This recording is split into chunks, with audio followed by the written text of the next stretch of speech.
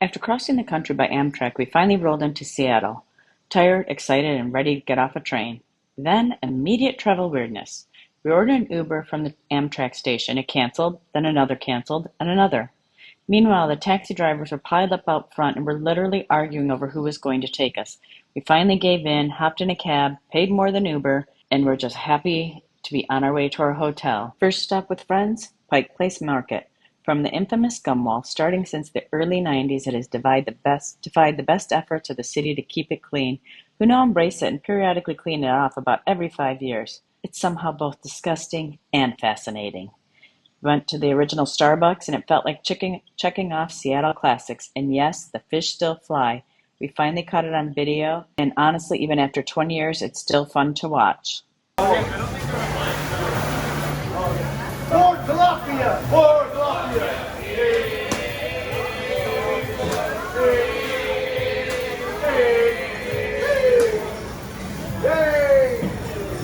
Wild King! Wild King!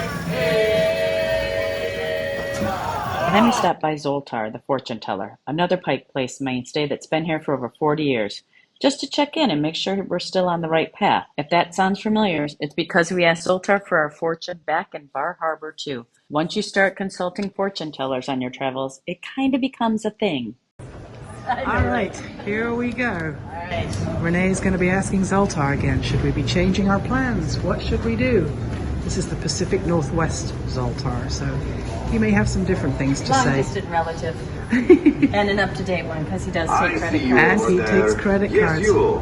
Come on over and let Zoltar be sharing. You may have heard this, but Zoltar is here to tell you you can believe it. Age is simply a matter of mind. If you don't mind, then my friend, it doesn't matter. So go on. Be carefree like a little baby. But first, give Zoltar a little money, and As I we will left give... downtown Seattle, we couldn't help but notice how much the city has invested in the pedestrian experience, replacing a viaduct, making wider sidewalks, better crossing, green spaces, but we do know that always comes with costs. From there, we headed out of downtown Seattle and into Snohomish County for the first of 2 dog sits with Trusted House Sitters in Washington State. We were lucky enough to spend time with 3 amazing pups, Odie, Athena, and Wally. They were an absolute joy, so much personality, so many laughs, and honestly, they kept us entertained the entire time. We had a blast with them, mostly because they never stopped making us laugh.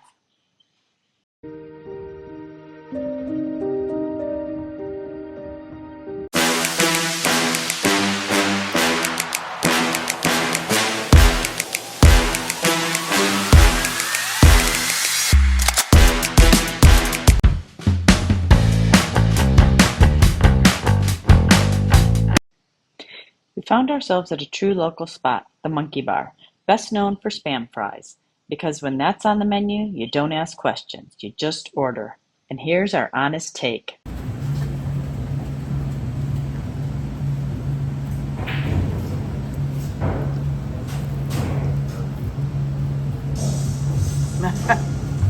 Stupid salty goodness. Stupid good. Yep. There will be serious ankle swelling tonight. Good morning. Good morning. Guess what we're gonna do today? You'll never guess. We're gonna go pet Coos. Highland coos. I'm terribly excited about it. It's about a half a mile from here, or yeah. So we're in Washington, and we'll let you know how that goes. We're headed to Lucky Farms. We got here and it was amazing. From the moment we arrived, we were ear to ear grins as they shared the story of their farm and taught us all about the Highland cows. Then came the fun part. We climbed onto a trailer and were taken out into the field, apples in hand. Before we knew it, these massive, gentle cows wandered right up to us, happy to be fed, and honestly, it was magical. And then baby time, which sounds cute until you realize the babies weigh 60 to 80 pounds. They just plop down, rested their heads on your legs, and let you brush and pet them like giant fuzzy teddy bears. Well, wiry teddy bears anyway. They also had a horse, some reindeer, and a donkey. But let's be honest, today was all about the Highland Coos. These half-ton teddies absolutely stole our hearts. We are on the ferry from Edmonds to Kingston, heading to Port Townsend. So we're on the car ferry. It's a typical Washington day, I feel. It's a little misty, can't see too much. Say goodbye to Seattle. Quite a few people out fishing though. There are definitely some fishing boats out there. I hear that there are seal out here as well, but nothing yet. Oh, and there's a ferry coming the other way. I think the ferry takes 35 minutes. Yep, so we're going to do what they do in Seattle. We're going to go grab a cup of coffee and talk to you later. We entered the Pacific Northwest through Port Angeles, and almost immediately we noticed something. There are deer everywhere. More deer than I think I've ever seen. Maybe even more than in Michigan in the fall and winter. And they're pretty tame. They'll just about walk up to you. So we were headed to our next house sit, and as we've mentioned before, Trusted House Sitters has been amazing for us. We love animals, but since we're traveling full time, we just can't have any of our own right now, which makes us sad. So we get all of our animal hugs and pets in this way, and it lets us care for pets while keeping our costs down because you just pay a yearly fee. It also gives us a chance to stay in real neighborhoods, which helps you get a much better feel for a place than you would staying at a hotel. And along the way, we met some truly wonderful people and some pretty great animals too. This time we're staying with Wasco and Snickers. Wasco has a very special place in my heart because he's a Portuguese water dog, just like our Tato was. And I have to say, similarities are uncanny, especially the complete lack of personal space.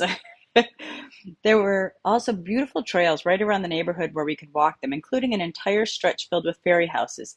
It felt a little magical, and honestly, it made every walk even more special. It was a short 3-day sit, and before we knew it, it was time to say goodbye to these lovely little rascals. Hello from Port Townsend still. We had one night. We needed to stop and get a hotel, so we're staying in the Waterfront Hotel in Port Townsend.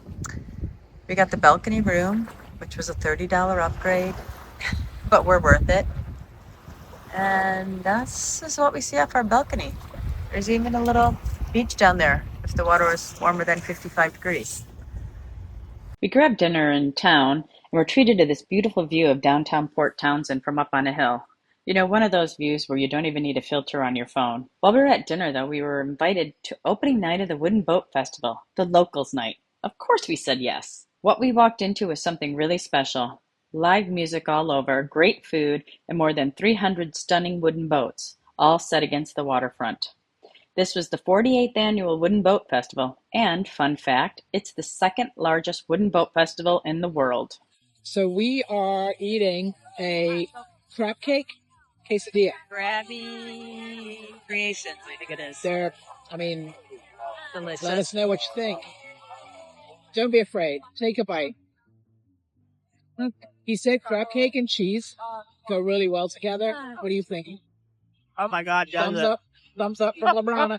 Yes. You know what they say, all play and no work. They don't really say that. That's what I say. So we needed to squeeze in some computer time and manage to find the perfect spot. Aldrich's Market, which first opened in the late 1800s, turned out to be just what we needed. It's a grocery store, coffee shop, and community space all in one, with meeting rooms and Wi-Fi. If you're ever in Port Townsend, it's definitely worth checking out. After that, it was off to Beckett Point for a 10-day stay with friends. And what you're seeing here is a sea lion with a salmon flipping around like a toy while the birds circle overhead, trying to grab whatever scraps they can. It's nature's version of dinner theater. We couldn't believe how lucky we were to have this beautiful view, especially in such a quiet, tucked away little spot. It's so quiet here. It's amazing. We saw orcas earlier. We've seen a lot of seals, porpoises. And no great stay is complete without a great dog. And Sadie absolutely held her own with our crew. Then it was all about the hikes. We headed into Olympic National Park to explore Marymere Falls, Lake Crescent, and the historic Lake Crescent Lodge. And honestly, this area is something special. A park ranger pointed us toward the trails around Lake Crescent, explaining that this part of the rainforest actually rivals the more well-known Hoh rainforest, but with fewer people and far more area to explore on foot. Olympic National Park is home to one of the largest temperate rainforests in the world. With constant moisture coming in from the Pacific, everything here feels alive. Moss-draped trees, lush ferns, and trails that look like they belong in a fairy tale. The hike to Marymere Falls is an easy, scenic walk through old-growth forest, ending at a powerful waterfall tucked deep in the rainforest. From there, Lake Crescent completely changes the mood with crystal-clear blue water surrounded by mountains carved by glaciers thousands of years ago. And right along the shoreline sits Lake Crescent Lodge, a classic national park lodge and a great place to stay if you're visiting the rainforest. We hung out there with our friend Sam, who we were visiting. Even if you're not staying overnight, it's worth stopping by just to soak in the views and a bit of history. This part of the Olympic Peninsula really shows off how diverse the Pacific Northwest is. Rainforests, mountains, waterfalls, and lake views all in one place. Hello, we are on our way to Olympic National Park. Actually, we're in Olympic National Park. We are on our way to Hurricane Ridge. It's clear right now. It's starting to fog up a little, so we'll see what happens. Sandra's the one that's driving. Watch the road. Still hoping to see bear. This is one of the most beautiful drives. It's kind of gray, but it's green and lush and stunning, and man, it's lush. The air also smells so good up here. I just want to fill up your lungs. We're almost to the top. Hopefully we'll get to see a few things. It is clouding up, but it's also supposed to clear up. And as they say in Seattle, it'll burn off. That'll burn off. We'll keep you posted. We did hear that there was a cougar attack about a month ago, so I'd be okay if I saw a cougar too while I'm in the car. So bring on the wildlife. Oh my God. Holy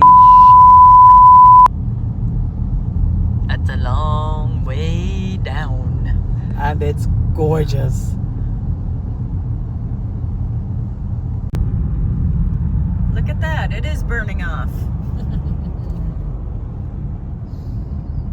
Good clean living. You know it. Well, we made it to Hurricane Ridge, and the views were absolutely incredible. It sits over 5,200 feet above sea level and offers some of the most dramatic views in the Olympic National Park. On a clear day, you can see the Olympic Mountains stretching in every direction and sometimes even across the Strait of Juan de Fuca to Canada. The name isn't an exaggeration. Winds here are fierce.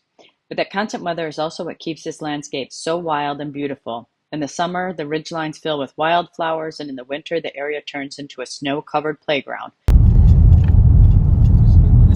Here we are on the Little River Road. We've left Hurricane Ridge, and now we are going to be headed to the salmon ladders at Solduck. But it's incredibly beautiful in here. We just want to see a bear. I know, right? Is it too much to ask? Bear, come on. We also followed a ranger's tip to visit Solduck and its salmon ladder. It was fascinating and beautiful, but also required a lot of patience since the salmon were very much on their own schedule and they had no watches. Our last sunset here before we set off on a cruise and begin a journey that takes us out of the States for at least a year and a half.